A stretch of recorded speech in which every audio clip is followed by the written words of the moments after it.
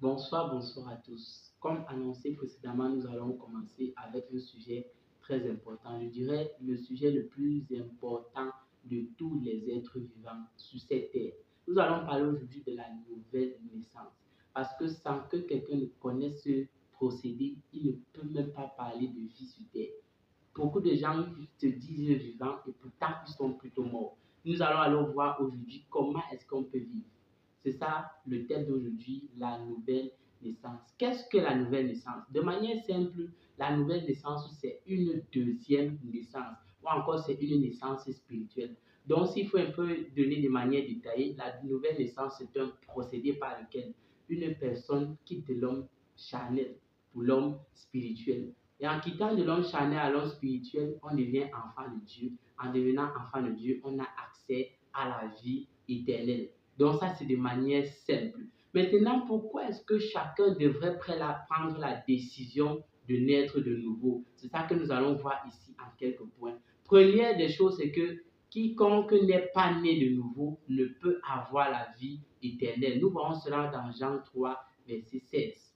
Là où Dieu dit qu'il a tant aimé le monde et qu'il a envoyé son Fils, Jésus-Christ, pour venir mourir sur la terre, de telle sorte que quiconque croit en lui ne périsse point, mais qu'il ait la vie éternelle. Alors, si tu veux avoir la vie éternelle, sache que tu dois naître de nouveau. Deuxième des choses que nous devons comprendre et connaître, c'est que la nouvelle naissance nous permet d'avoir accès à Dieu.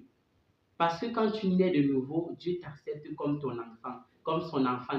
Alors tu pourras maintenant lui parler, tu pourras converser avec lui. Également, nous devons comprendre que la nouvelle naissance est un procédé qui nous permet d'avoir un esprit en vie. Comme je l'ai dit, quiconque n'est pas né de nouveau ne vit pas. La nouvelle naissance nous permet de vivre. On peut voir ça dans 1 Jean 5, verset 12. C'est là notre esprit vit. Nous avons la vie réellement.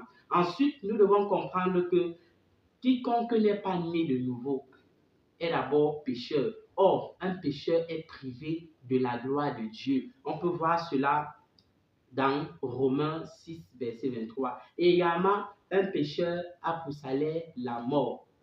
C'est-à-dire, si tu es un pécheur, alors sache que ton salaire, c'est la mort. Nous allons voir plutôt ceci dans Romains 6, 23. Et pour un pécheur, il est privé de la gloire de Dieu. Nous voyons cela dans Romains 3, verset 23. Alors, si tu veux voir la gloire de Dieu dans ta vie, si tu veux être pardonné de tes péchés, sache que tu dois être né de nouveau. En plus, nous devons comprendre que quelqu'un qui est né de nouveau a un avantage particulier, c'est qu'il peut voir les miracles de Dieu dans sa vie. Voir dans le sens que les miracles de Dieu s'accomplissent dans sa vie et voir dans le sens que lui-même, il a la capacité de produire les miracles au travers du nom et du sang de Jésus-Christ. Nous pouvons voir cela dans Jean 3, verset 3 à 5. Également, nous devons comprendre que quelqu'un qui n'est pas né de nouveau ne peut pas prier.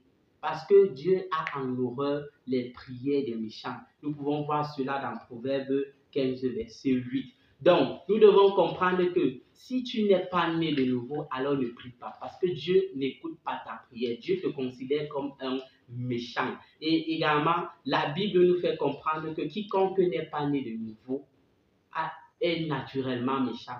Naturellement méchant parce que Jésus-Christ n'a pas encore transformé son cœur. Nous pouvons voir cela dans Psaume 81, verset 12. Maintenant, nous allons passer à une phase très importante.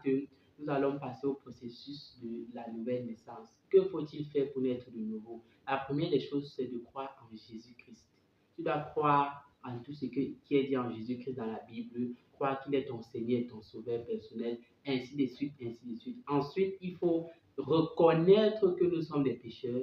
Il faut regretter les péchés que nous avons faits, demander pardon à Dieu pour cela, à Jésus-Christ pour cela, et ensuite demander à Jésus-Christ de nous purifier, ensuite demander à Jésus-Christ de prendre le total contrôle de nos vies. Telles sont les étapes simples qu'il faut pour venir à Jésus-Christ. Donc, je vais donner l'opportunité à plusieurs à travers le monde de pouvoir donner leur vie à Jésus-Christ. Ce n'est pas moi qu'on reçoit, c'est Jésus-Christ qu'on reçoit parce que c'est lui qui donne la vie. Alors, si tu as reçu ce message et que tu comprends qu'il est nécessaire pour toi de naître de nouveau, alors fais cette prière avec moi. Je vais parler et tu vas juste répéter. Seigneur Jésus, je te remercie pour ton sacrifice à la croix. Je crois que tu es mort pour moi. Je crois que tu es mon sauveur. Je crois que tu m'as purifié de mes péchés. Viens, Seigneur Jésus, et entre dans mon cœur. Prends le total contrôle de ma vie. Je ne veux plus rien contrôler. Je veux être à ton service. Merci d'être dans ma vie, Seigneur Jésus. Merci de prendre le total contrôle. Merci pour ta présence. Au nom de Jésus-Christ. Amen. La Bible nous fait comprendre que lorsque tu as fait cette prière, alors tu es né de nouveau. Dans la prochaine vidéo, nous allons voir ce qu'il faut faire après être né de nouveau. Merci d'avoir écouté et à la prochaine.